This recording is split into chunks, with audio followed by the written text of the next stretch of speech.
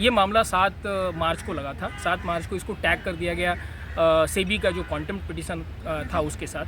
और फिर ये मैटर आज लगी थी और 3 माननीय जजों के बेंच में ये लगी थी।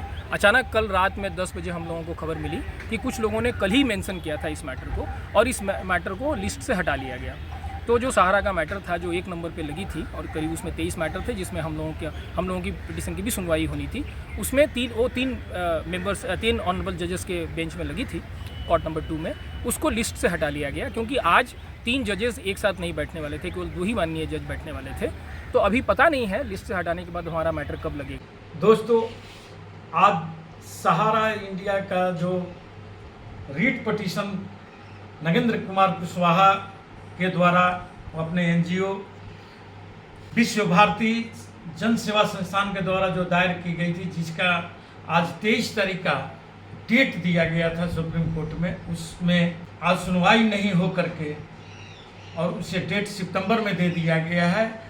और इसका कारण यह है कि सेबी ने सरकार के साथ मिल करके और सहारा परिवार के साथ मिल करके आम जनताओं का पैसा हड़पने का जो एक षड्यंत्र रचा गया है, उसी का यह नतीजा है।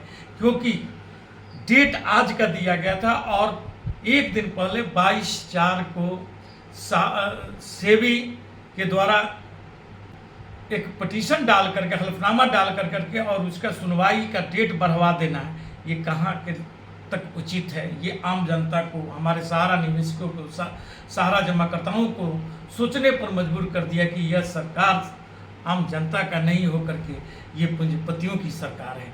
ये सामने आपका प्रत्यक्ष ही प्रमाण है, जिसमें कि इतनी बड़ी आज तक तो जो धोखाधड़ी करते आई सरकार सहारा के साथ मिल करके, लेकिन अंतिम समय में भी जब सहारा का केस, मेन केस के साथ में सेबी जो केस किया हुआ था सहारा पर, और उसके साथ इसे इंटंगल होने के बाद भी यदि सुनवाई नहीं होता और उसका डेट आगे बढ़ जाता है, तो आइए हम सेबी में जो सुप्रीम कोर्ट में केस है और जो कुशवाहा जी का वकील साहब हैं जो केस लड़ रहे हैं, जिसको एक साथ में जोड़ दिया गया था, और उस संबंध में हमारे वो जो वकील साहब क्या बोल रहे हैं वह आपको हम सामने सुनाते हैं।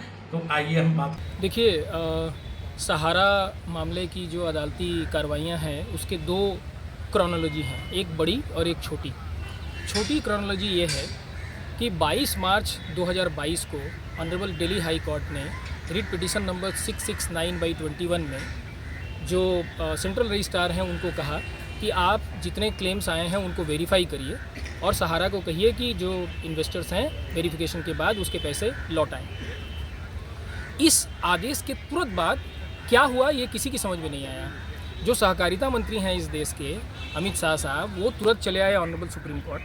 यहाँ उन्होंने एक आईए लगाई 56308 ऑफ 2023। ये लगाई वो पुराना जो पिटीशन ऑनरेबल सुप्रीम कोर्ट के पास है 191/2020, वो मोहंती वाला, उसमें उन्होंने ये आईए लगाई और उन्होंने प्रेयर किया ऑनरेबल सुप्रीम कोर्ट के सामने कि हमें आप 500 करोड़ रुपये 5,000 करोड़ रुपये इनसे दिलवा दीजिए, सेबी सहारा फंड से। अब ये सेबी सहारा फंड के पास जो पैसा है वो कहा जाता है कि डिवेंचर होल्डर्स का फंड है। तो डिवेंचर होल्डर्स के फंड से आप 5,000 करोड़ रुपया कैसे ले सकते थे सहारा सोसाइटी के इन्वेस्टर्स को देने के लिए? ये सवाल, इस सवाल पर कोई चर्चा, मतलब कोई डेलिब्रेशन ऑनरेबल सुप्रीम कोर्ट में हुई नहीं।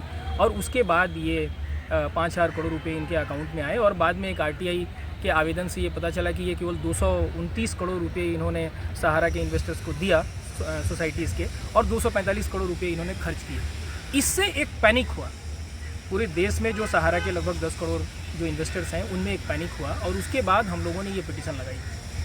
इस पिटीशन में हमने ये सीधे कहा कि जो 29/3/2023 का जो आदेश ऑनरेबल माननीय सुप्रीम कोर्ट का है कि 5,000 करोड़ रुपया जो सेबी अकाउंट से इसको दिया जाए कोऑपरेटिव सोसाइटी को और वो पैसे दिए जाएं सोसाइटीज़ के मेंबर्स को, ये सही नहीं है।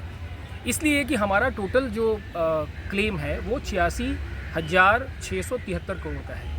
अब 86,673 करोड़ रुपए में से लगभग 99.98% वो पैसे आए हैं सहारा रियल एस्टेट से और सहारा हाउसिंग कॉरपोरेशन से, यानी कि पूरा का पूरा ऑटो ट्रांसफ़र हुआ है।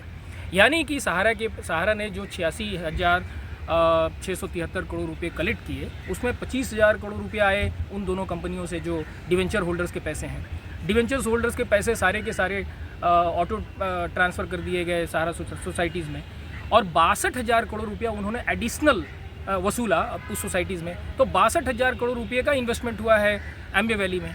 तो हमने इन सारी बातों को अपने पिटीशन में विस्तार से रखा है, बताया है कि ये सारे पैसे जो हैं वो अभी आज की तारीख में वो सब सहारा के जो सोसाइटीज़ के मेंबर हैं उनका है, और वो जो 25 करोड़ रुपया सेबी सहारा अकाउंट में है, जिसमें 10,000 करोड़ रुपया इंटरेस्ट है और 15,000 करोड़ रुपया सहारा ने दिया था, वो पैसे भी इनके पास जाने चाहिए। अभी सेबी क्या कर रही है, सेबी ने जो कॉन्टेम्प्ट एप्लीकेशन लगाया है उसमें ये कहा है कि इन्होंने इंटरेस्ट जमा नहीं किया, 10,000 करोड़ रुपया और जमा नहीं किया। टोटल डिमांड उनका लगभग 62,000 करोड़ का है। एक्चुअली ये 62,000 करोड़ रुपया, यानी कि 10,000 करोड़ रुपये के अलावे वो 52,000 करोड़ रुपया और मांग रहे हैं इंटरेस्ट के फंड में। तो ये मद में तो ये 52,000 करोड़ रुपया भी जाना चाहिए सेंट्रल रजिस्ट्रार के पास, और ये सारा का सारा पैसा जो है वो सहारा सोसाइटी के जो मेंबर्स हैं उनको जाना चाहिए, क्योंकि सोसाइटी के मेंबर्स में वो लोग भी हैं जिन्होंने डिवेंचर्स खरीदे थे, जैसा मैंने कहा 99.99%।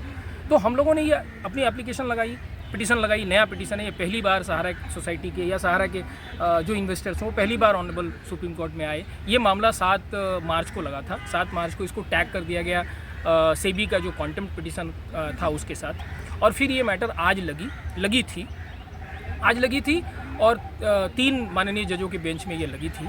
अचानक कल रात में 10 बजे हम लोगों को खबर मिली कि कुछ लोगों ने कल ही मेंशन किया था इस मैटर को, और इस मैटर को लिस्ट से हटा लिया गया।